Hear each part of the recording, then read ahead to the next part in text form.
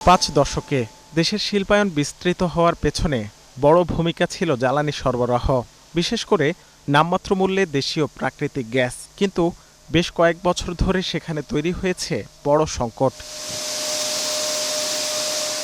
বর্তমানে দেশীয় কূপগুলো থেকে প্রতিদিন গ্যাস মিলছে ১৭০ কোটি ঘনফুটের মতো, আর আমদানি সক্ষমতা আরও ১০০ কোটি ঘনফুট।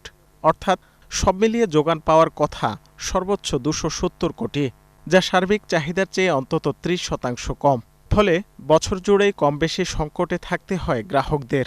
বাংলাদেশে এই গ্যাস সংকটটা একটা বড় সংকট, এবং আজকে যে ইনভেস্টমেন্ট নেই, কারণ কি? ওই কারণ কিন্তু অন্যতম কারণ এইটা। সংকটের কারণে দীর্ঘদিন ধরে বাসাবাড়ি ও সিএনজি পাম্পে নতুন সংযোগ বন্ধ রেখেছে সরকার। পাওয়া যাচ্ছে না শিল্প কারখানায়ও। এতে বিপাকে পড়েছেন কয়েকশো নতুন বিনিয়োগকারী। বিটিএমের সাবেক এই পরিচালক বলছেন, প্রতিশ্রুতির সঙ্গে বাস্তবতার মিল না থাকায় বিপাকে পড়তে হচ্ছে। এক্সিস্টিং চাহিদার পরে আমার অ্যাডেড চাহিদা আরও কত হবে, কারণ যাকে আপনি নতুন কানেকশন দিয়েছেন, তাহলে দুটো যোগ করে তার টোটাল কতটুক জ্বালানি তার দরকার, সেটা কি এই হিসাব কি ওনাদের কাছে ছিল? না ছিল।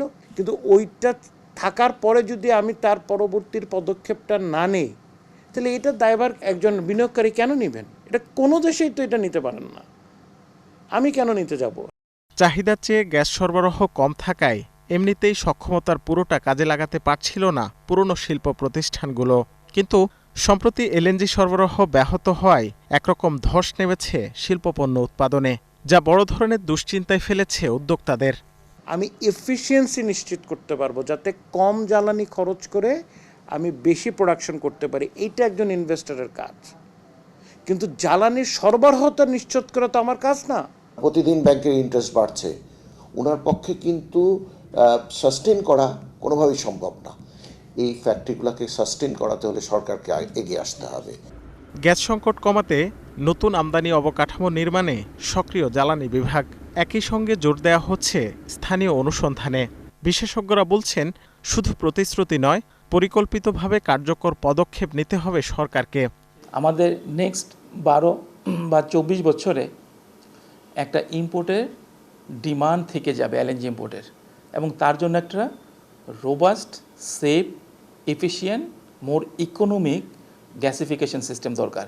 এবং এই কারণে আমরা ল্যান্ড বেসড গ্যাসিফিকেশনের দিকে অগ্রসর হতে পারি। দীর্ঘমেয়াদী স্থায়ী সমাধান হতে পারে যদি আমরা জাতীয় উৎপাদনকে বাড়িয়ে গ্রিডে যদি এগুলোকে দেওয়ার জন্য গ্রিডের যদি কাঠামো দ্রুত তৈরি করতে পারি সেটি। একই সাথে আমার মনে হয় যে নবায়নযোগ্য জ্বালানির যে উদ্যোগগুলো চলছে, সেটা ট্রান্সপোর্ট সেক্টরে, কৃষিতে, বিদ্যুৎ উৎপাদনে, শিল্প কারখানায় বা বাসাবাড়িতে, সেগুলোকেও যেন জোরালো ভিত্তিতে সর্বোচ্চ গুরুত্ব দিয়ে সরকার বাস্তবায়ন করেন।